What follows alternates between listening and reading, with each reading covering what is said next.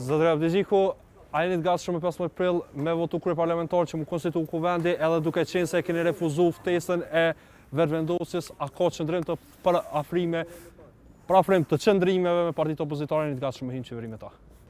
Para punës urime, deputetëve të Lidhjes Demokratike të Kosovës për regjistrimin procedural, disa në mandatin e 7, disa në të 6, disa në të parin, është pasuri e madhe politike. Sa për këtë pyetjes dytë, një kryetari i kuvendit që si ka 61 vota për vete, s'do të jetë kryetari i kuvendit rast parë fare. Pra minimalisht do t'i ketë 61 vota me pas shihen për çfarë tjera.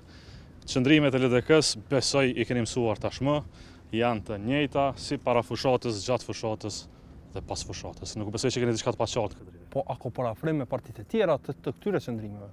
Nuk jemi në atë fazë, proceduralisht e dini që me 15 prill bëhet petimi, më pas bëhet propozimi i kryetarit të kuvendit, konstituohet kuvendi pas zgjedhjes së kryetarit e kryesisë së kuvendit, e njohim të drejtën e plotë të partisë së parë në këto zgjedhje që të provojë të bëjë shumicën, në qoftë se nuk e bën, pas 15 ditëve Kushtetuta e Kosovës është shumë e qartë, jep drejtë secilës parti që dëshmon para presidentës se mund të bëjë shumicën ta bëjë një gjë të tillë.